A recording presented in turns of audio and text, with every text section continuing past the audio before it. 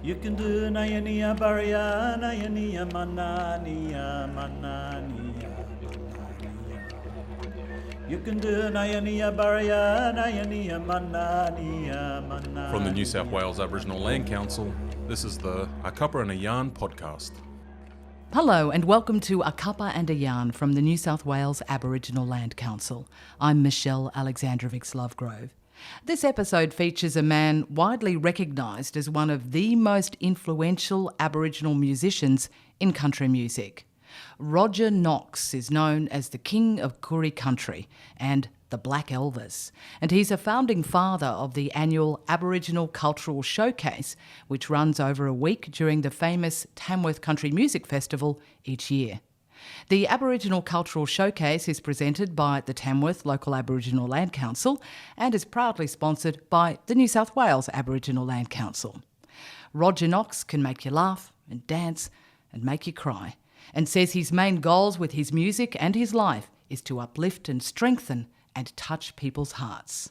I really hope you enjoy A Cuppa and a Yarn with the very deadly Roger Knox.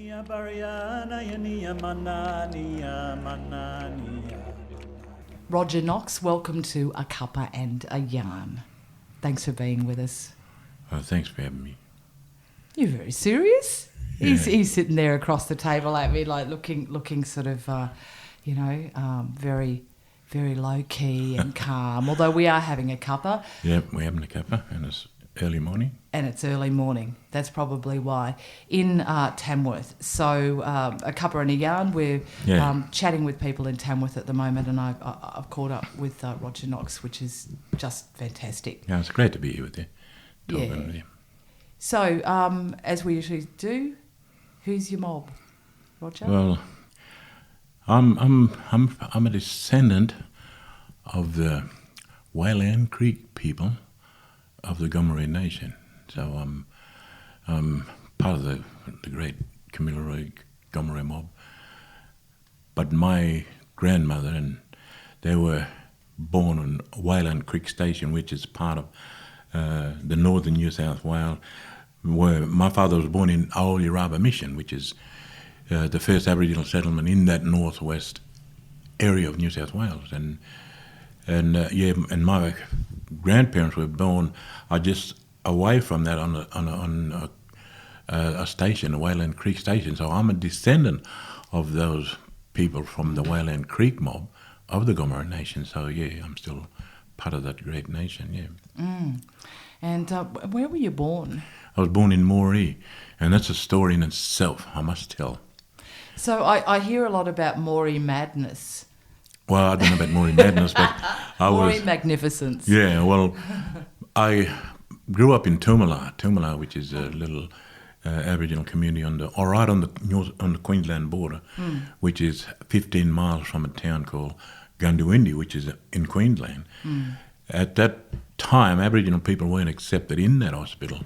So my generation and two generations after me, our parents had to go to Moree, and I go there a month before they give birth, and then wait for another month and to come back home.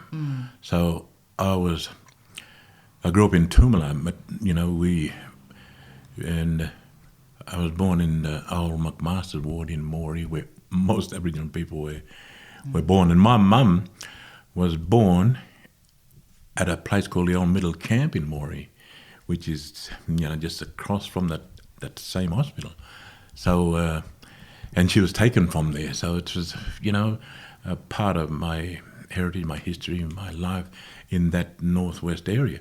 But I grew up at Toomala. We went home to Toomala, and I think it was my brother, my sister after me, when things changed and we Aboriginal people were accepted or allowed into the Gundawindi Hospital. And and I grew up there. I was educated there. At Toomala, and we only went to 6th class, and no one came along and said, talked about high school or further education.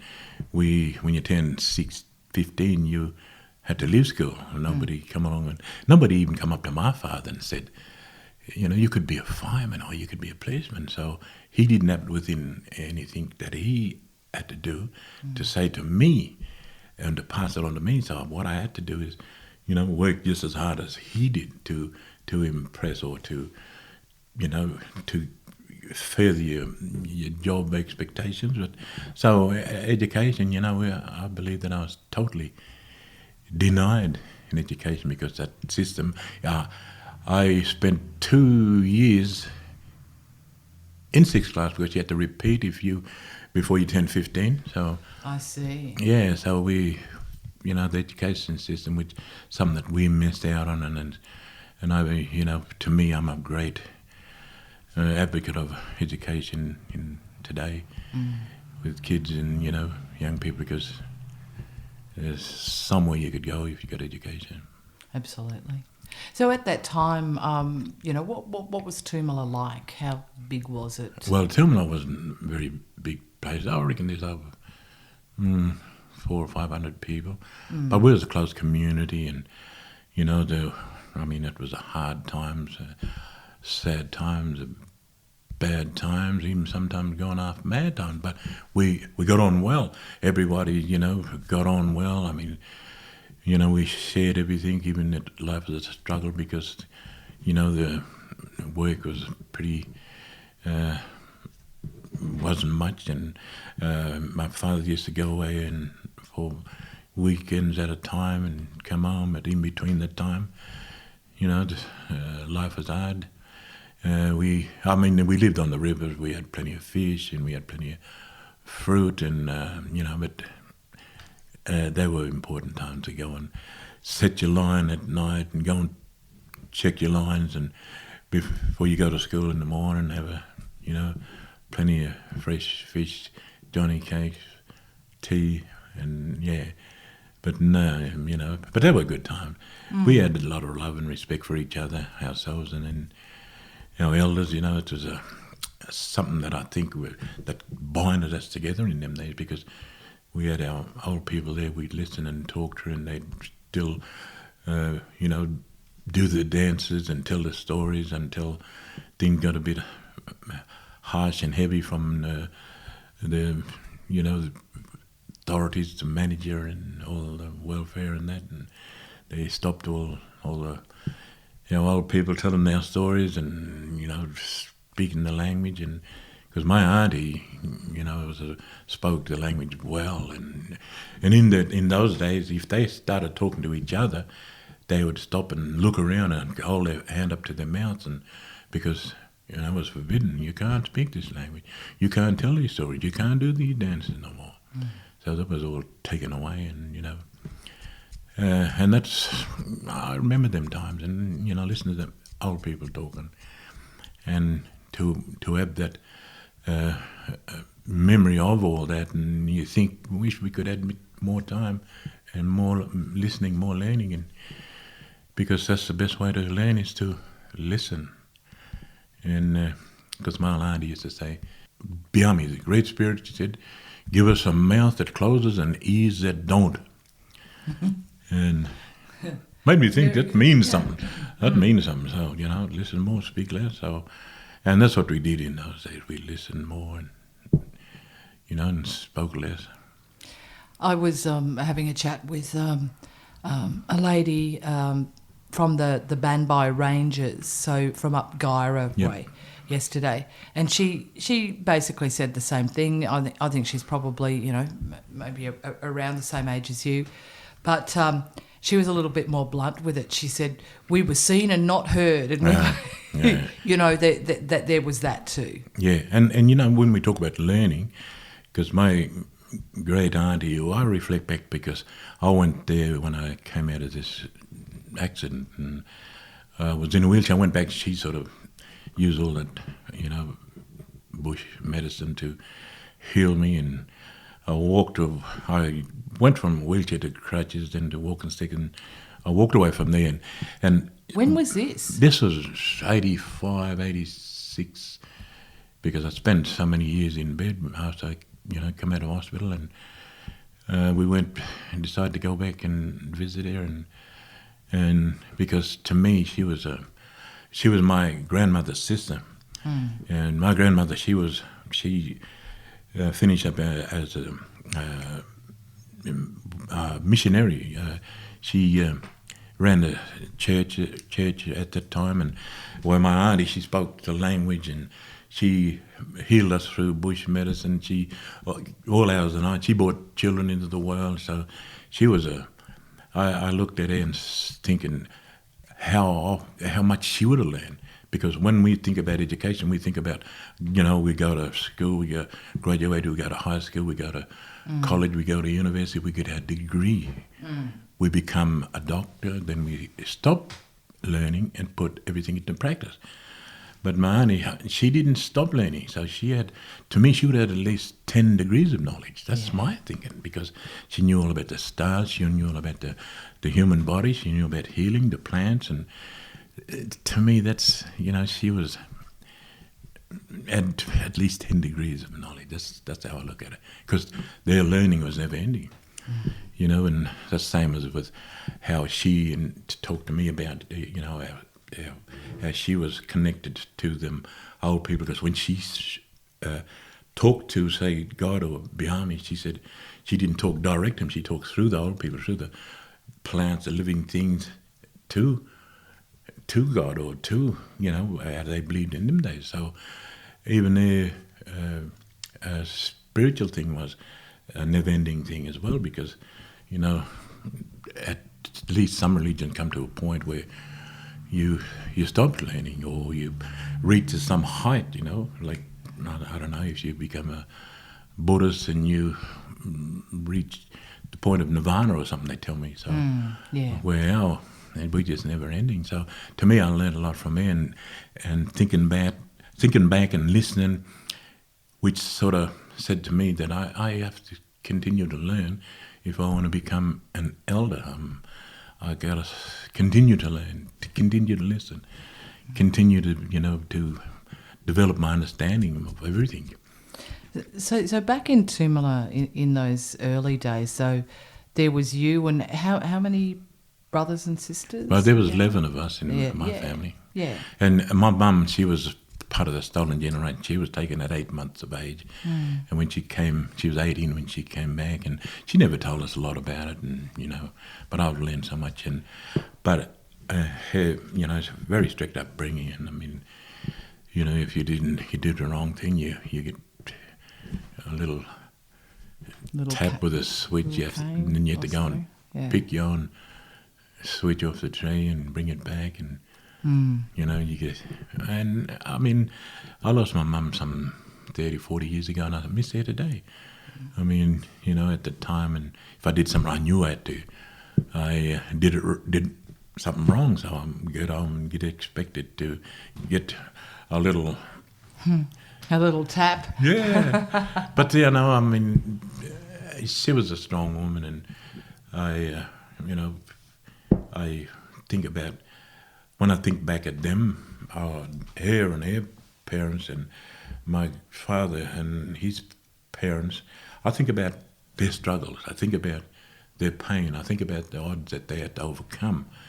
And I think there was no difference between them and us. The only difference was that they never self-destructed, and because I believe that they was instilled in the true knowledge of who they were, which give them a really good guide to where they want to go. They didn't get misled, misdirected, or have the wool pulled over their eyes, because they were great people.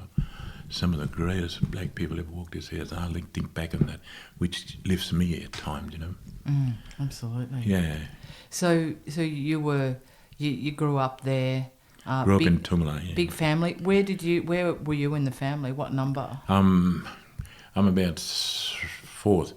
You're number 4. 4, 5, 6, 7. Yeah, there was about 4 after me. Yeah, so it was a great friend. My sister, she's still with us, and she, helped in the family. She did so much, and she had some really decent education, because when my grandmother left them, she was here. Now, can I go back and talk about that just a little bit? Because I grew up in the church. Like, my grandmother was, she taught Sunday school, and at the time when the missionaries came to Tumala, she worked with the missionaries. I mean, she couldn't become part of the service and that.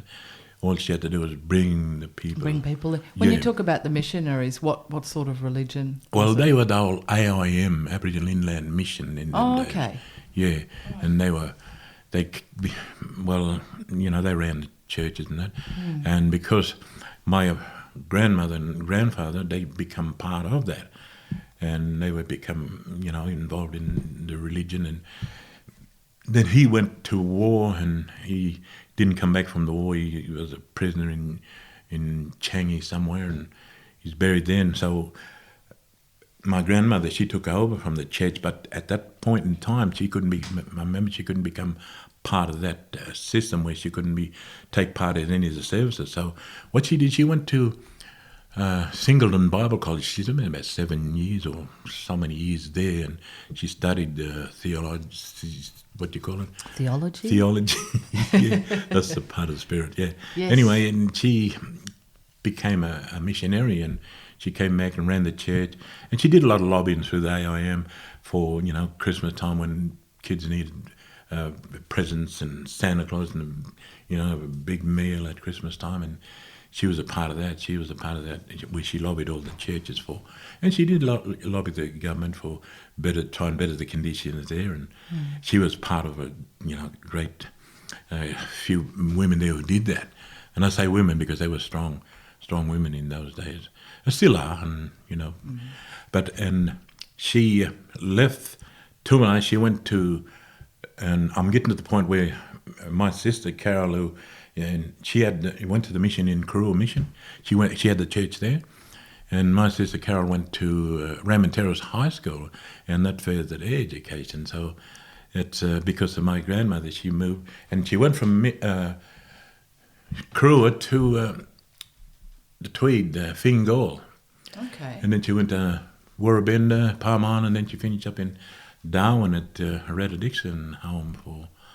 And so. Oh, that was an infamous place. Oh yeah, I know. She spent time there, and she was a very strict woman, and I didn't understand all what was happening there. But and she become part of other communities. So I believe in missionary work now because we don't need too much about it. Where people go overseas and do missionary work, but we need our own missionaries here in our communities among our people, and and these are people who I grew up with. Strong women. My auntie was a spiritual, and she did language. She had bush medicine. She spoke the language. She. Language to them was medicine, was magic. It came from nothing to sound, and they didn't waste words. They didn't throw words away. Words was important to them, and because they might say one word which meant a lot of things. Yes. So to me that was something to remember as well. You're listening to A Cuppa and a Yarn. I'm Michelle Aleksandrovics-Lovegrove. I'm here having a cuppa and a yarn with the legendary Roger Knox, who has who kindly has come over and had a bit of brekkie, and Yep. We're sitting down for the yarn. Roger, you did mention before, and I'll ask you if you're okay to talk about it. This sort of works into with your aunt and with the bush medicine is about your accident and what happened to you and how you moved on from that, because you're walking around, you're on stage, you perform, etc. Yep. You'd never know that you were so unwell. Yeah, it was hard, Ron. So this was in the 80s, was it? This was in 83, 84. I was on tour with a fellow called Brian Young, who had an aeroplane tour, and he toured throughout the Central Desert areas, all up through the Gulf communities, and I did 3 months of that. And at this point, I developed some really bad asthma, and I was pretty left the job that I was doing, and I just couldn't. It was so bad. I thought I was gonna. I thought I wasn't going to make it. So at this point in time, because I grew up singing gospel music, where I come from, my granny taught us all these songs, and we would look forward to, Sunday school, Sunday night church, and we didn't have a church, but there was a big fire and everyone gathered around this fire and we'd sing these beautiful old songs and, which he taught us and really didn't realise later in life they were songs that came with the missionaries from overseas. So, it was made us feel good singing some of these old gospel songs, and I wanted to dedicate a recording to my grandmother, which I did, but I wanted to do it while she was still alive and didn't get the opportunity, so I did a gospel album and I dedicated it to her, and because some of those songs, still does me good today. I don't know how, but if I'm down and feeling not too good, even all hours of the night, I'll grab my guitar and I'll sing some of these old songs by myself in the middle of nowhere, but I start feeling good about myself. And I don't know, it does something. Music does it to you, whether it's gospel, whether it's, And that point in time when I went back home to Tumala, I was living in Tama. I was laid up here in bed, and we decided, someone said, let's go back and see my auntie, and she'll help us with some healing. And I had some really crazy burns at that time. I couldn't walk because I was still healing. I was in a wheelchair, went back, and every day for 3 weeks he would attend. They would get a guana. We say guana in our country where we come from. And not a guana. Yeah, just guana. Or yudandali or, gogi. And, she would use that oil from the guana, and she would rub it on my back and legs and bathe in it. There's a bush called Yura bush. Yura, we call it. And they used to crush it and get the juice out of it. But what she did was boil it and put it in a big old bathtub and I'd bathe in it, just get in it and bathe in it. And I'd get out and she'd sweep the ground. And I'd have to lay on the ground. And then she'd rub this oil on me. And at this point in time, I had on there all kinds of painkillers, and I was going through all these heavy drugs to stop the pain, make me think that there's no pain. And it was so crazy, so much pain. But So we didn't actually talk about your accident though. Oh, so okay. You were with. Let's go back again then. You were with Brian Young, and you were on that tour, and you had asthma. Yeah, and what happened after that? Well, see, that accepting this job that he gave me to go out, which was it helped me that way, because out in the dry desert country, I was good, and I started to pick up on everything I did, my music and and learning every night, performing different communities. Every night was a one night a thing, and I did 3 months. No, it was a month, sort of 6 weeks. I came home and we setting out again, and we got far as we were just across on the lake here, heading to Hoodnadata, and we had engine trouble. I was co-pilot. I'm sitting in the co-pilot seat when all this drama started to happen. The engine stopped, and the pilot, went on the mic, and he said, I got to feather this engine. He had to turn it off. So then he started going into his mayday call, mayday, mayday, mayday, and I didn't know what was going on, and just a big panic to me.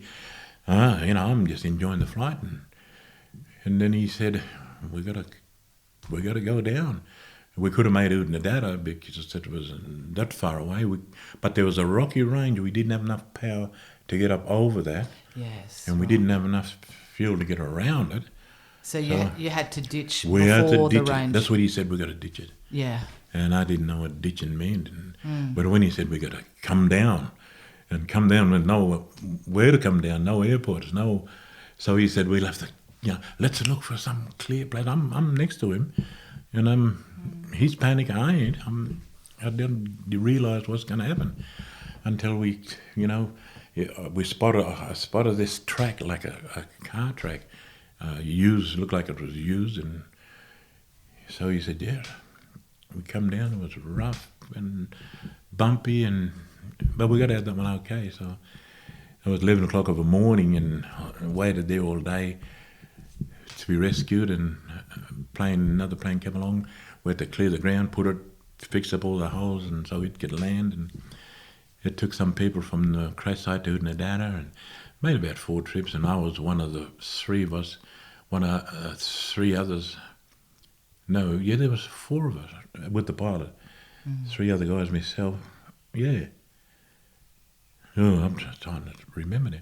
But anyway, there was 4 of us. I think there was, just the 4 of us. 4 with the pilot. Anyway, it was just on dark. The ground search and rescue people had came along, and while he was gone, we were waiting for him to come back. So when he came back, it was just before dark.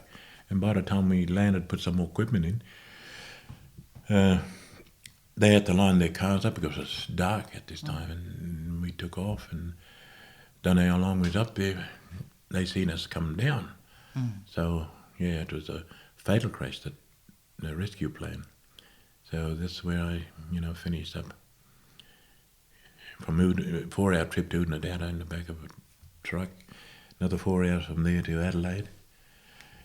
Yeah, and there's a big story there, but it sounds like a huge story. Yeah. But you were clearly pretty badly injured. Yes, I spent about months or something in intensive care, and so much.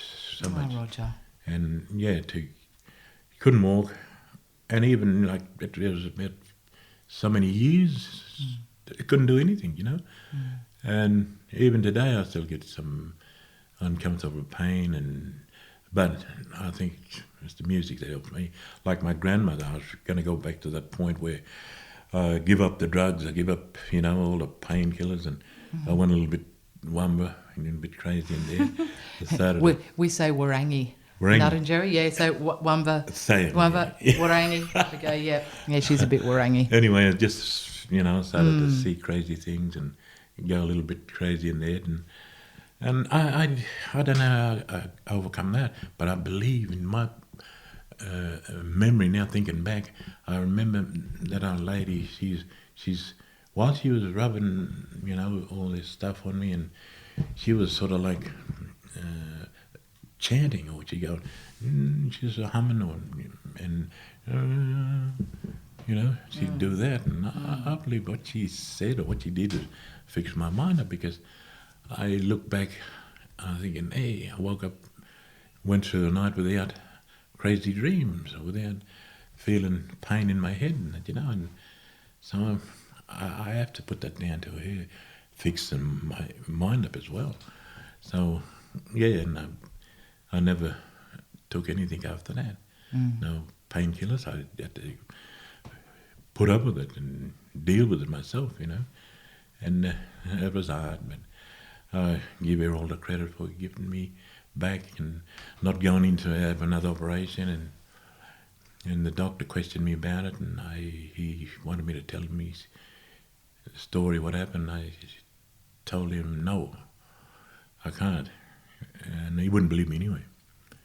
So that's right. Yeah, but that was part of my healing, and it was hard. I still can't. I play guitar.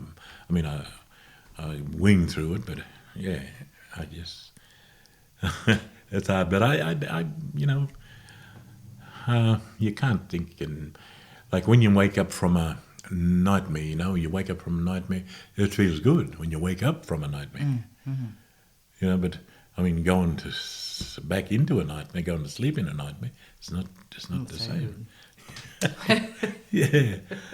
But anyway, that's part of my, healing growing up, and start believing in who I am, and having more faith, I don't like to use the word faith, trust more than anything, because, I think of trust more than, because trust, when you put love and trust together, trust is just as important, Absolutely. Yeah,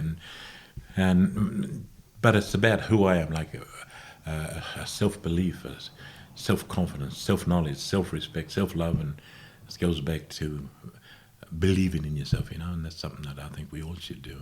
And I was taught that by this old lady who was,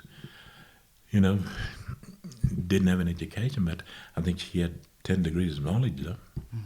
So, yeah, it's about learning, listening, but believing in yourself, you know. I mean, like I said, one of my greatest stumbling blocks was my shyness, but that was the lack of belief in myself. You know, that shyness comes in, not believing what I can do, and you know, whether myself can do that. Yeah, and it's got to go back to you. And it's all about self-knowledge. Self-knowledge creates self-confidence, self-esteem, self-respect, self-love. So, yeah. You're listening to A Cuppa and a Yarn. I'm speaking with Roger Knox. Now, Roger, you know, you saying, I mean, I can see it, I guess, in your demeanour, and obviously I didn't know you when you were a young man, and etc. But that shyness that you talk of, it's interesting when you know, see someone who's very seasoned performer, you know, and has performed, such as yourself, you know, performed all over the place, and saying that you're shy. You know? And news, yeah. It's interesting. Yeah. But, you know, so obviously, you know, at that time, you know, the time of your accident, you know, you were already on these big tours, etc. But and you were surrounded by music from the moment you could hear, probably, yes. I'd say. Yes. So is that how your whole career began? Because it's not actually about a career, it's about your life. Your life is music. Yeah, well, I didn't have no great big dream to be anything other than, you know, a good footballer or a good boxer. But music wasn't part of my dreams. It was just part of me and who I am. Yeah. Music was part of me, and I grew up with that. I grew up, you know, when I first came to Tamworth here, I was invited to go to a hotel here to sing, and it was scary because back home, you know, when you sing, you know, and you do a great song, nobody claps or nobody, you know, there's no applause. Or, that's good, but if they didn't like you, they wouldn't sit there and listen to you. Yeah, and that happens right. today in some central desert areas. You know, that's an experience that I learned too. Is you know, you put on a performance and they don't applaud. You know. Yeah, but if they don't like you, they'll leave. They'll walk out in front of you. So the fact that they're staying means... Exactly, but you have to give 100% effort. You can't be half-hearted. You can't give a little gammon performance. You got to give your best, 100%, 110%. No matter who's there, no matter how many people there, you still give your best. And that's going back to believing that you could do that. I mean, you know, you go there and say, I don't have enough confidence to sing because there's no one there to sing to. That's wrong. You got a voice, you can do that. Just sing. That's interesting. You know, if there's 3 people, as you were saying, there's still people to sing to. Yes, give 100% to those 3 people. It's like when people talk about the desert and they say, there's nothing there.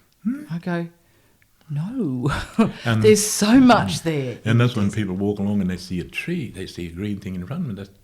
That's a living, breathing thing. That's, you know, something that we should be grateful to. Is what it gives to us rather than what it is, and it's a part of us. So music is the same. Like, you know, in our language, in the language of the Gomeroi people, we didn't have a word for, because Marnie used to say, we didn't have a word for hunger, hate, or anything like that. We didn't have a word for thank you. But we knew gratitude. Yes. Because everyone was defined by their attitude towards gratitude. I didn't have to... What I did for you, I didn't do that because, you know, for you to say thank you to me. I did it because I had to do it. It was good within me. That's a gratitude. I felt gratitude, see? And because it didn't have to come from you, it came from me. So I was defined by that attitude towards gratitude. That's amazing, eh, to think of that. You know, some word like, hey, we don't know what hate, we don't have a word for hate, we don't have a word for anger. You know, we might get a little bit wild at times, but hey, nothing that was out of control. So it is a part of who we are. Our words, you know, my old auntie used to say, Bobby. That means she said, you got to go home now to go to bed, to go to sleep. That meant all that. where people they say, you got to go home, go to bed and go to sleep so you can have a good night's sleep. Oh, waste words. Bobby. Barbie, you know. Hey, Barbie, yeah. And Yama, hey, how are you? Good? You well? Yeah. Don't have to go through all that. Just means. I say Yama a lot. Well, that means, how are you? You well? You good? Mm-hmm. Just one word. Mm-hmm. Yeah. That's right. Yeah. That's right. In Nurrinjeri we have a word which is nakken, and nakken is the same sort of thing. So I can nakken. I say goodbye. I'll say nakken ya. Yeah. Or nakken ya. Nakken means look. Yeah. Right. Yeah. So nakken means a whole lot of things. Yep. Or check that. Nakken means check that out. So it's about seeing. But when I might see you again, or you might see me, so it's anything to do with sight. Yep. That one word. Yeah. Is what we use. Well, there was no big, long time greeting. You know, all these words about greeting and goodbyes with just one word. Or we say ungali yane. Or yane means, yeah, I'm going, but I ain't coming back. That's final. But I say ungali, I mean, I'm going to come back. I'll see you again. So, you know, you don't need a lot of words. And I come from a family of quiet people. My father he hardly spoke. He was quiet. And sometimes I like to be quiet. I go away where I live. I'm quiet for a week or so. I go silent, and it's good. I can come out and be a regular chatterbox after that. So you're living in Queensland. I live in Queensland in Southern Downs, which is a little place way out, and there's only about 5 houses, and yeah, I go back there, and I guess someone said you're just antisocial. No, I said I'm pro solitude. Yes. So that's what's about solitude. It's important to us, you know.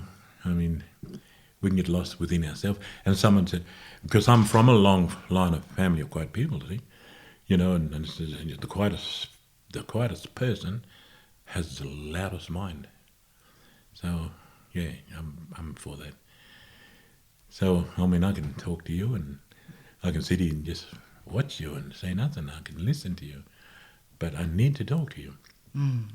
So you're a performer, you're a very creative person, and you're deep.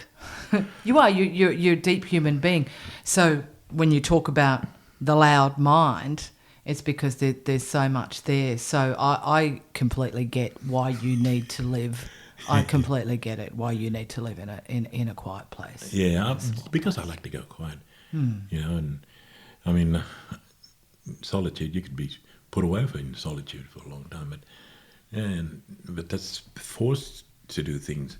But when you operate on spirit, you draw people together. You come together in your own spirit.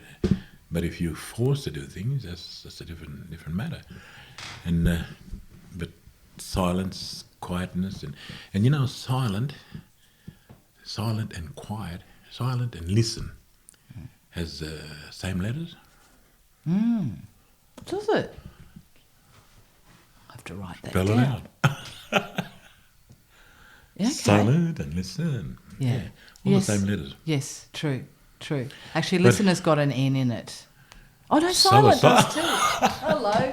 I'll have to write this down. He's tricking me now. No, it's just about listening, and you know, I mean, when I do some a chaplain thing in a little place in a private school, not a non-denomination thing, and I talk to kids, you know, from little kindergarten right up to year 7, and you know, they come to me with some problems with they're not doing their maths, and I said, oh, it's about practice. You practice your math.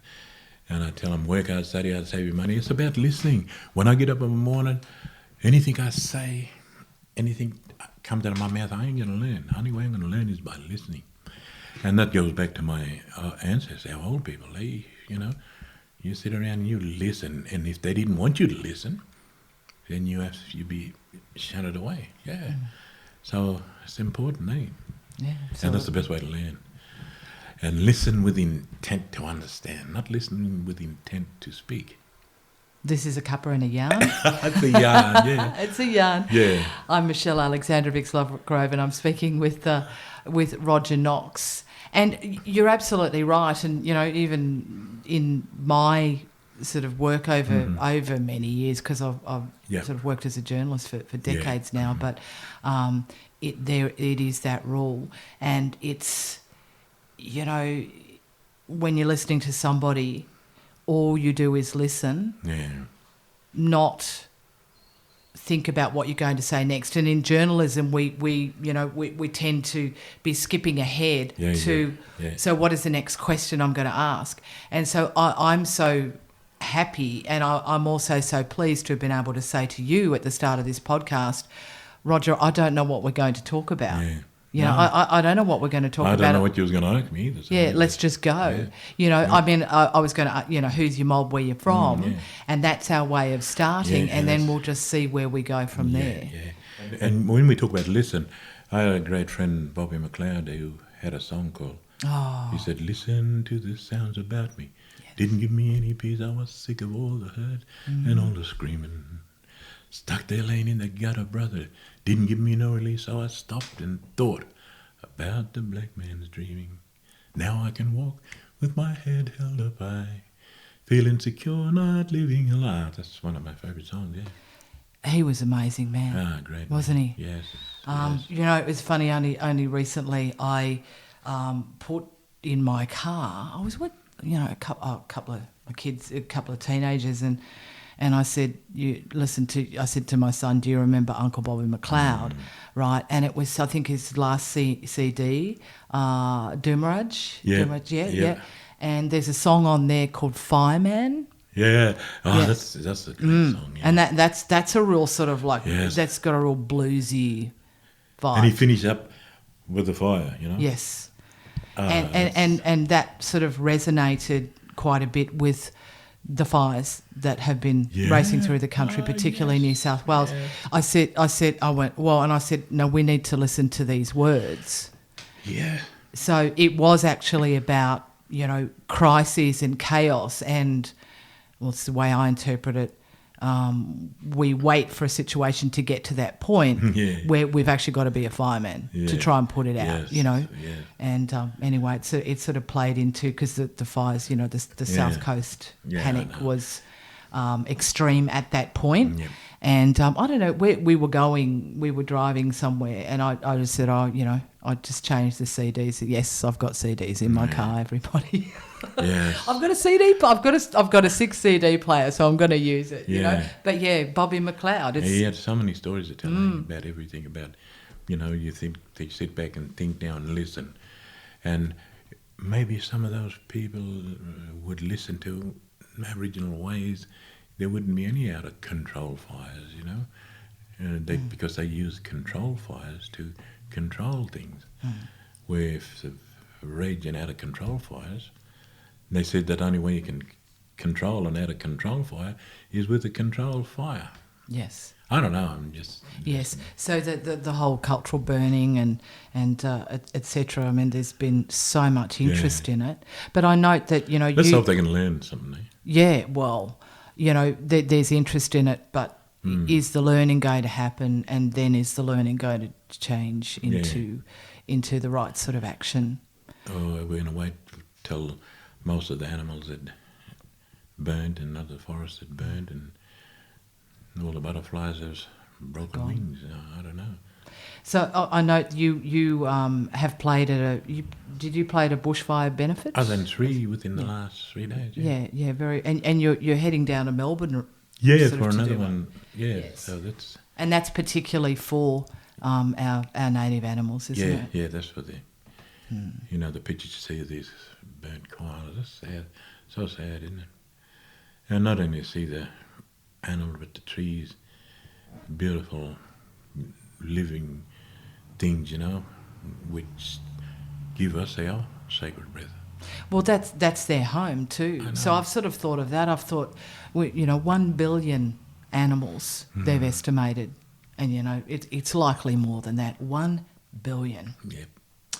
It's just, but you know, they've got nowhere to live, and they have nothing to go home to. Yeah. Same. Yeah. You know? Yeah. Whew. So we're it's a pretty heavy time, and there's been discussion too, of course, publicly, but amongst the mobs for sure, on these animals being our totems. Yes. So we have extra layers of grief around the situation, but as a you've been through more than your fair share of challenges in your life. I think we are looking at a lot of trauma amongst Aboriginal communities as a result of these fires, and our communities generally. But as Aboriginal people, there are different layers for us. I mean, have you got any thoughts about that? Well, I mean, when we look at the news and that we see,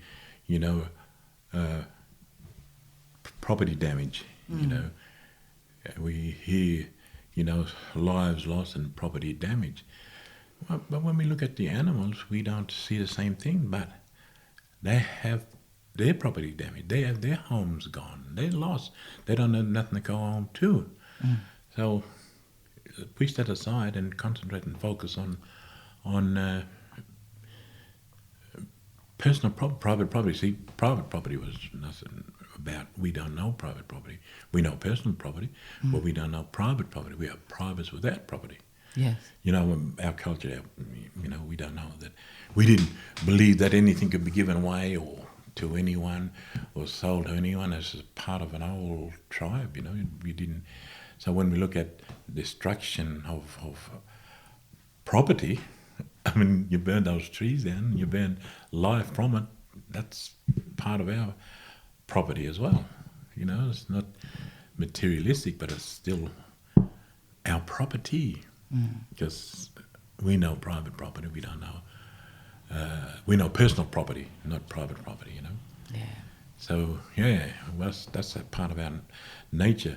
I mean, Bobby, go back to Bobby now, he had another song called Living Free to Respect the Wonders of Flowers, Beasts and Bird, while legends told of long ago.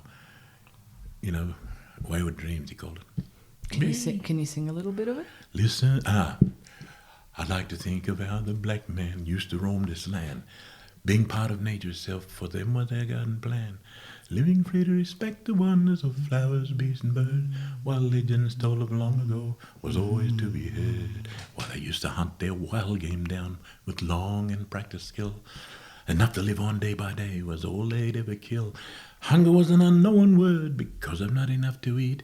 Roasting on the fires you'd find was the possum and the kangaroo meat. Yes, we are a part of this vast and peaceful place. Freedom then was a common thing for the whole Aborigine race. Why the white man tried to take a way of life, it seemed, because it wouldn't fit into their wayward scheme and dreams. I'm tearing up here. Oh, well, so am I. That's who we are. This is a cuppa and a yarn. We must, feel for each other as people, as Aboriginal people. Think well of each other, because we can get things done ourselves. I'm amazed, though, that you've invoked Uncle Bobby. Oh, man, we've done so much together over the years. We went into all these jails and, we done so many inside prisons from here in America and Canada, and meeting a lot of our young people inside, and sometimes we'd have to sit there and talk. We're not stars inside. We go inside the jail. Bobby said, we're not stars. We're black stars, but black stars don't shine. You could see us at night, but we're in the day as well. And we'd sit down talking to some young inmate, one of the brothers. He'd be feeling disappointed that he didn't get a visit. He'd see his mates getting visits and he'd be so angry. He said, no one likes me. They don't come and see me. I said, we often sit there and tell them that your parents love you. Your parents can't come all the way in. They can't afford to come and see you. Yeah. You got to remember this, but they're thinking of you. They care for you. They love you. Remember that. Yeah, that's right. Yes, and we. It's hard to sort of lift people up inside. That's another place. You give 100%. You can't be half-hearted because they know that takes a while to get lifted. Then they'll stay lifted for 2 or 3 weeks. So, and that's about who you are and knowing where you are. And it's about trying to uplift and, people who's all you get is self-frowns and hate stares, but we know deep inside they great people. And Aboriginal people, we believe, get into trouble accidentally. So, yeah.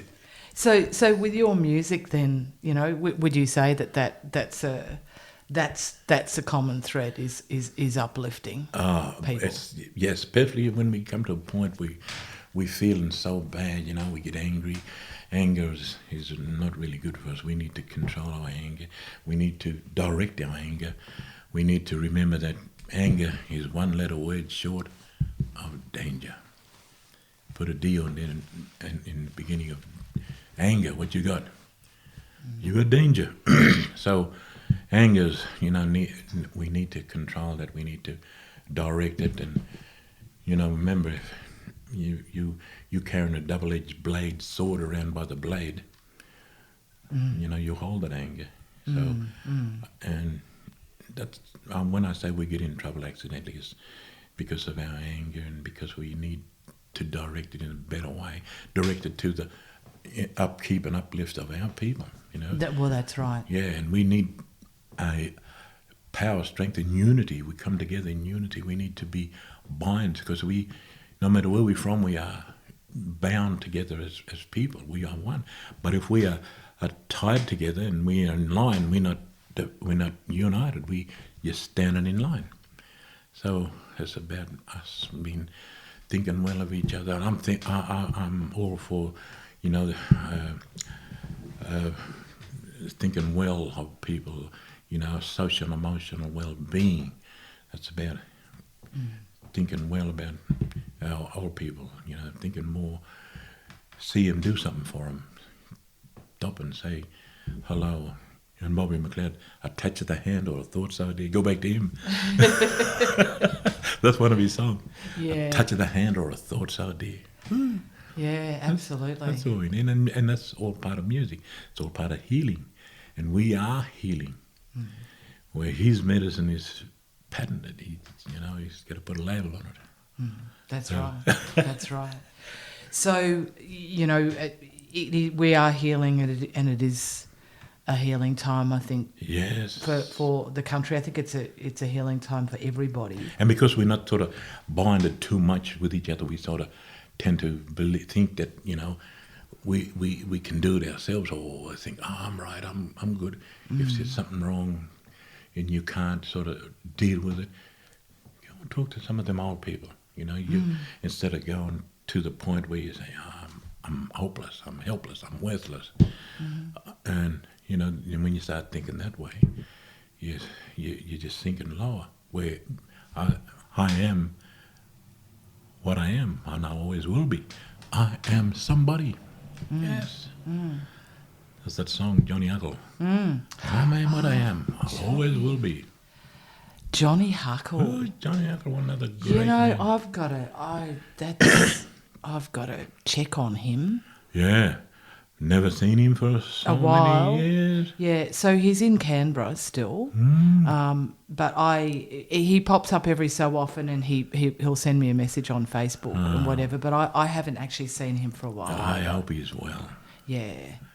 Because he gets so much. He got a great gift too of healing, and what a voice, huh? What a voice. As well. And I'd love to see you two on stage together. Oh, man, when we get together, we just sit there and we just sing and talk and yarn, meet, greet and eat and whatever. We're going to try and get him to Tamworth yes. next year, maybe. Let's try and get him, because, he'll do a good show, a good set, but he'll continue to, sing. Even if he's anything that's there, you want to go and get a drink of water, he'll sing about that. I need some water. I need some refreshing water. That's Johnny Huckle. That's Johnny Huckle. And the his big voice. Koori love. Yes. Some Koori love we need. Yes. And it was a lovely, for the Aboriginal Cultural Showcase, you sang Koori Rose. Koori Rose, wow. We were having a joke. We go, Yes, I want to say Murray Rose. Yeah, we're Murray Rose. And people didn't know who Murray Rose No, was. they're like, huh? And I didn't want to go to and explain that, But I had to because I didn't understand. I love you, my little Murray Rose. I'm not comfortable with that. Oh, I can't even think of that, so we'll stick with Koori Rose. So this is a very Koori podcast. Yeah, It's a Murray podcast. Murray Koori. It's a Nanga podcast. We in as Murray well. country, We Yeah. in Murray country. Is yeah. this Murray country? Oh, yeah. The word for man in the Gomeroi language is Murray. Oh, Yeah. okay. Murray man, Murray woman. Yeah, okay. So we married. That Queensland, New South Wales border, don't mean anything. Well, I'm Nanga. How does that fit in? We're Nanga. Yeah, Nanga, well, South Nanga, Australia. South and South I Australia. believe back before Europeans come in, there was stability across an old nation. Oh, no, look, the state It's- borders are it's just, still happening it's a today. construct. They try yes. to muck us up, distract us and separate us, but we know who we are. We know what's happening in the West, same as happening here, no difference. Yep. So we are who we are. We Aboriginal people. Original. I am the original. Remember that song? I do. We were the first to walk the land. We were the first human man. Roger Knox. Sorry for bursting into song. No, you're right. I'd like to thank you very much for having a cuppa and a yarn today. So if you've broken into song a couple of times, and I mean, I thank you for singing a bit of Bobby McLeod's work because I loved him deeply. But he was an amazing human being. But if you were going to break into a song, something of your own, if there was something that came out, and I know that it's a spontaneous, but if you were going to pick something, what would it be? Oh, well, there's right so now. many songs happening. Yeah, there's in so my many, mind. of course. But if it was this moment, this moment. Well, this moment we talk about when let's go back a little bit further. When we talk about Bobby McLeod, and there's others that like Bobby who didn't get the chance to write their songs. Yes. They made them up. They didn't put pen to paper. Mm-hmm. Uncle Dougie Young, Dougie Young was a legend from Mitchell, Wilcannia. He I recorded about 4 songs of his, but he never made a record. But he talked about treaty, he talked about nuclear politics back before, in the time when you couldn't even mention that. Now, he said one of his songs goes, these presidents and governments, they argue. Every day they try to start a brawl. If they're going to be a nuclear war, what's going to happen to us all? So I'll just linger on. When from this world I'm gone, this will be my last request. Bury me where the crow flies backward and the pelican builds his nest. I was born in the scrub in the Mai on the river called the Barcoo. My parents left me when I was quite young to battle my own canoe. They took me along to the Yamata station with a stock whip to tan my hide. They threw me in the saddle of a bucking horse. That's how I learned to ride. Well, I'm tall, dark, and lean every place I've been. The white man calls me Jack. It's no crime, I'm not ashamed. I was born in my skin so black. But when it comes to riding rough horses and waking cattle, I mix it with the best in the land where the crow flies backward and the pelican builds his nest. Dougie Young, the legend. He's a singer-songwriter, poet, but he wasn't known as that because he didn't put pen to paper. But these were legends. Uncle Larry Craigie, where I'm from, Middle Camp, and I did a song called Murray's Plea. He all his songs are lost because he didn't write them down. Some beautiful story is lost.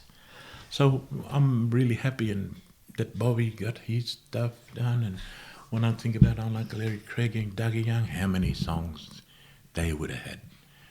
How many songs would have been stolen off them. Yeah. Hey. So. But you are still singing Well, songs, so they're alive. Well, not in that I was inspired by these people. Yes. I wrote on my new album. Okay. 12 songs, the first time I've ever written, put pen to paper. I mean, I made a lot up over the years, but because I made them up and they disappeared from my mind and I didn't put them down, you know. Hey, so I just thought I'd like to do that. And You'd better put them down. yeah, I did one about my mum. I call it Black Tear Tracks, how they were taken away, you know, how they get their nurturing from their mother, from the womb. Everything you learn is from your mum. But if you were taken away as a child, where you know, you lose all that. But how did they find their way back, those people who were stolen? How did they find their way back? And this is what story I told about my mum, how she come back. I call it Black Tear Tracks. And what album is this on? This is a new one I'm hoping to get out this year. Oh, okay. So Yeah. you're okay, hoping for 2020? 2020, yes. Do you have a title for the I album? don't have a title. Not yet? It's in the cans, in the mix in Sydney somewhere. Mm-hmm. And yeah, and I do talk about people like Dougie Young. And Dougie Young wrote a song called Prison Walls. So what we did a song about Dougie Young. We call it Dougie Young the Legend. I'm mentioning Dougie because he was a great, storyteller back in them days who never got the chance to record or had his stories told or put it in books, and these people we miss out on. I mean, you got poets around like Henry Lawson and those people, but Dougie Young was part of that story as well. And who knows, they could have stole from him because what the word they called it for stealing, plagiarism. Hey, who knows what they stole of Dougie Young? And there's a lot of stories out there that goes on about who he knocked around with. Now, this is, I don't know, I mean, I believe those people from Wilcannia, them places, where he said he knocked around with Gordon Parson, who wrote a very famous song called The Pub With No Beer. Yes. How do we know Dougie Young didn't write that? And We they don't- we stole it don't. from him. We don't, yeah. I'm going to go the other way. I'm going to believe he did it. Yeah.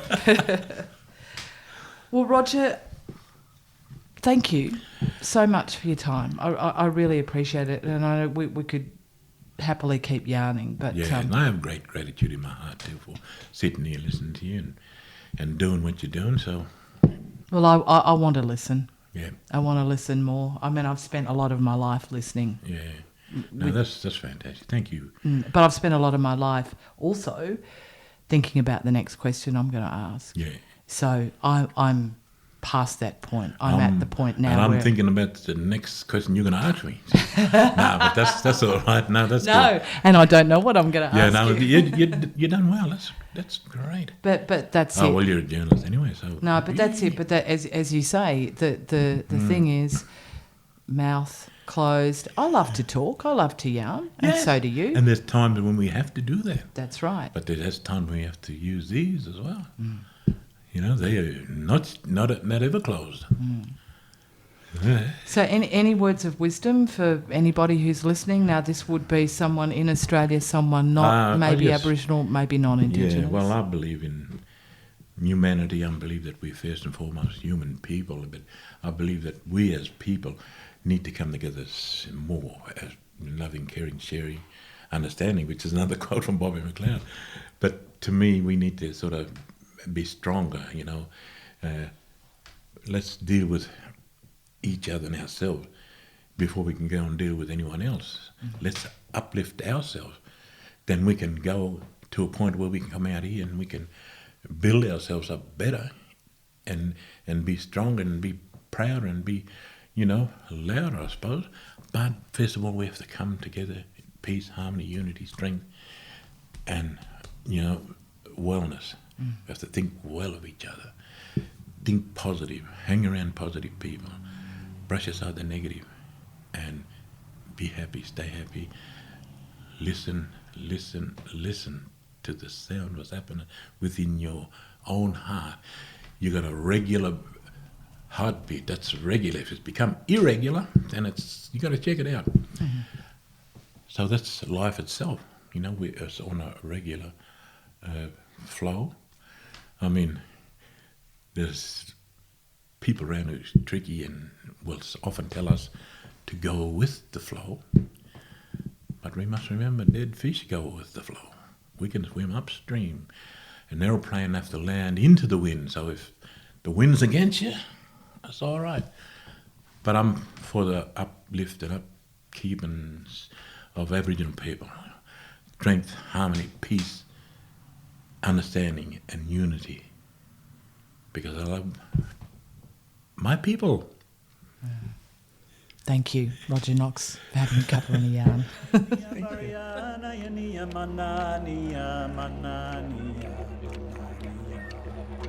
You can do Nayania Baraya, Nayania Manania, Manania, Manania.